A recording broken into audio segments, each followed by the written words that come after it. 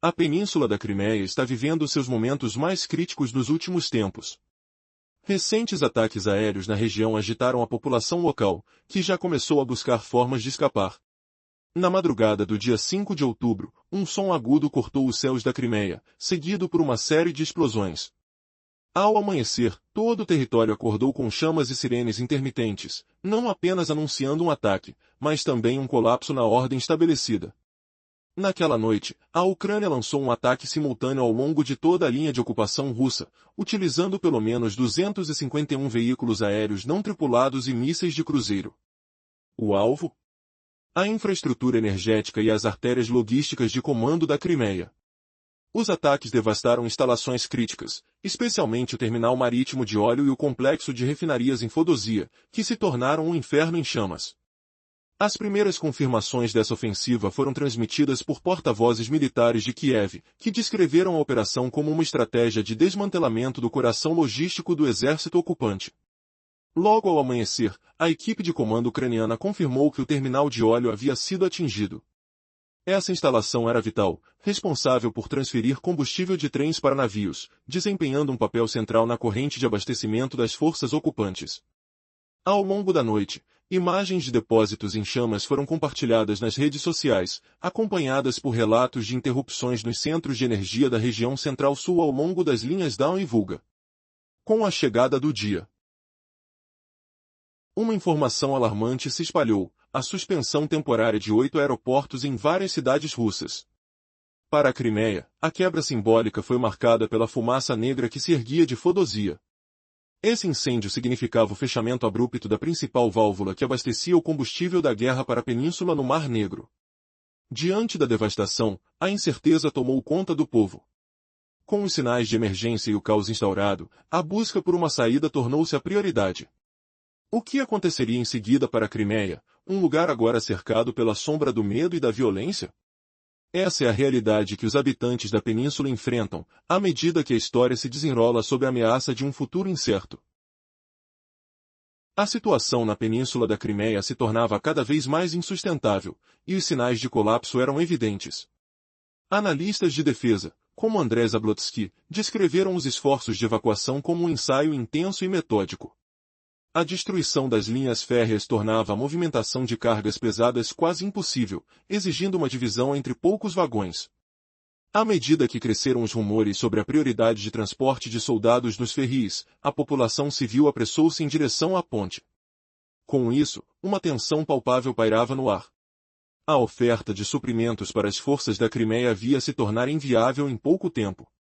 Os especialistas alertavam que, mesmo que a linha de ferro fosse reaberta, ela serviria apenas para passagem de pessoal e veículos leves, dificultando a evacuação em massa. A questão era clara: se veículos militares e tropas começassem a cruzar os ferris, isso indicaria que o Kremlin estava se preparando para uma retirada gradual, abandonando suas posições defensivas. Enquanto informações sobre um aumento da pressão militar se espalhavam, a ansiedade da administração russa aumentava. Se o incêndio em Feodosia era o prenúncio de um desastre maior, os próximos alvos incluíam pontos estratégicos cruciais que mantinham a estabilidade da península. O cruzamento ferroviário de Djangui, os aeroportos de Belbek e Saki, e os centros de comando em Sevastopol eram os pontos fracos que tornavam a máquina militar russa vulnerável a ataques de drones. A dispersão das baterias de defesa aérea russas, que deveriam estar concentradas, apenas aumentava essa vulnerabilidade. A população, alarmada, respondia com um reflexo de fuga. Filas intermináveis de veículos se formavam nas estradas, e os limites de combustível por pessoa nas bombas causavam discussões acaloradas. Famílias com crianças estavam paradas, esperando com cobertores e mantimentos, enquanto o transporte público se arrastava. A psicologia dos que uma vez viam a Crimeia como um refúgio rapidamente se voltava para a saída. As incertezas eram palpáveis. Todos se perguntavam: seria este o fim da Crimeia como a conhecemos? O que acontecerá quando o ultimato do inverno se aproximar, e a pressão do lado ucraniano aumentar ainda mais? O destino da península parecia depender de um fio. O que ocorrerá quando a poeira assentar? A Rússia conseguirá reagir a tempo ou suas defesas entrarão em colapso? O cenário na península da Crimeia está em um estado crítico, com as mais recentes explosões provocando um turbilhão entre a população. Em uma noite fatídica de 5 de outubro, um som inquietante cortou os céus da região, logo seguido por uma sequência de explosões que deixou todos em alerta. Ao amanhecer, a península despertou para um caos de sirenes e chamas, indicando que a ordem havia se desfeito. O que realmente estava em jogo? Uma revolução no campo de batalha ou a simples luta pela sobrevivência? No centro desse tumulto, as pessoas buscavam desesperadamente uma forma de escapar. Com o feriado se tornando um pesadelo, as praias e pontos turísticos foram substituídos por cartazes de saída e sem combustível.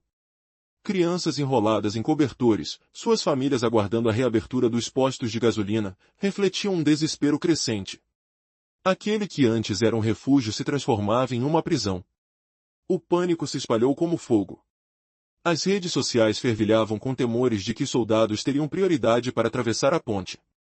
Com as medidas de segurança instauradas e os alertas de ataques aéreos ecoando, o tráfego tornou-se caótico. Como a administração russa tentava transmitir a ideia de que tudo estava sob controle, a realidade à vista contava outra história, multidões em busca de suprimentos e uma travessia para a segurança. Mas o que estava realmente por trás dos recentes ataques ucranianos?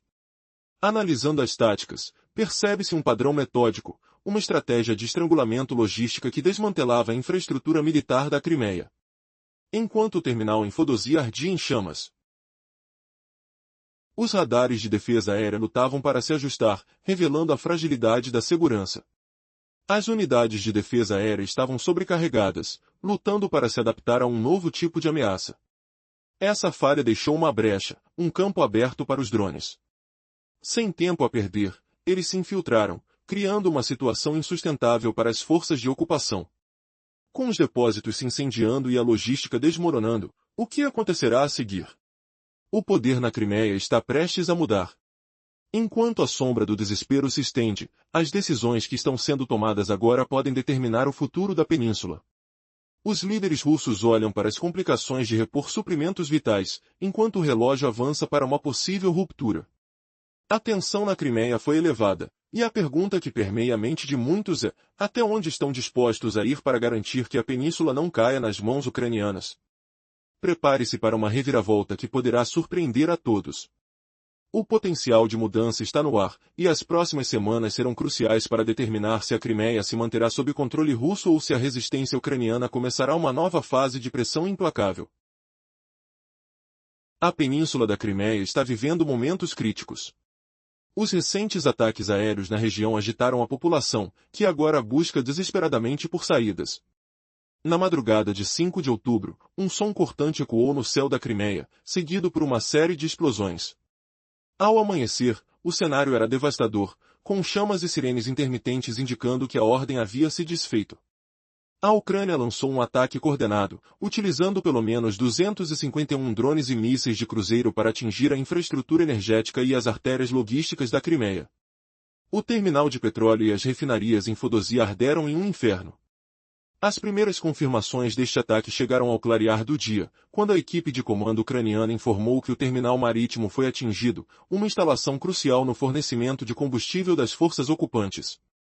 No decorrer da noite, imagens de depósitos em chamas se espalharam nas redes sociais, enquanto notícias de interrupções energéticas começaram a chegar. O que se seguiu foi um caos absoluto. Aeroportos em várias cidades russas foram temporariamente fechados, e a desolação se espalhou pela Crimeia, com fumaça negra se erguendo de Feodosia, simbolizando o fechamento da válvula que alimentava o combustível de guerra da península. As pessoas estavam em pânico ao longo da estrada de Feodosia a Kirch. Carros se acumulavam em filas nas estações de abastecimento. Crianças envoltas em cobertores esperavam que os depósitos reabrissem, sussurrando preocupações sobre o inverno que se aproximava. O regime de ocupação, até então sustentado por ganhos simbólicos, começou a desmoronar sob a pressão da matemática militar, depósitos de combustível estavam em chamas e as linhas de suprimentos estavam sendo cortadas. A travessia pela ponte de Kish rapidamente se tornou uma prova psicológica, com restrições para o tráfego de caminhões e preocupações com a segurança. Os preparativos para a recuperação rápida das rotas de ferro caíram sobre o regime russo, que havia suspenso essas rotas em 2020. O clima de crise se instalava e analistas começaram a apontar que essas manobras pareciam mais ensaios de evacuação do que verdadeiros planos de resgate. As imagens da noite anterior ainda ecoavam nas mentes das pessoas. A tensão aumentava entre as mensagens oficiais de segurança e a realidade caótica nas ruas. A ideia de que a Crimeia era um refúgio começou a se desfazer. Quando os cidadãos começaram a temer que os soldados fossem priorizados nas travessias, a pressão aumentou para cruzar a ponte de Kerch. As filas de veículos só aumentavam.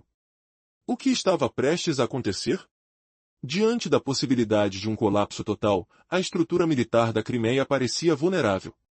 Os elementos essenciais para a sobrevivência militar, fornecimento contínuo de combustível, transporte ferroviário sustentado e controle do espaço aéreo, se tornaram quase impossíveis de manter. Com a queima em Feodosia e as interrupções nas rotas de transporte, a lista de alvos ucranianos ficou clara.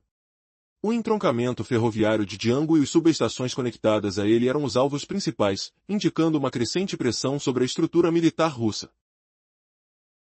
Quais seriam os desdobramentos dessa crescente vulnerabilidade? Essa história que se desenrola é somente o começo de um conflito que se intensifica a cada dia.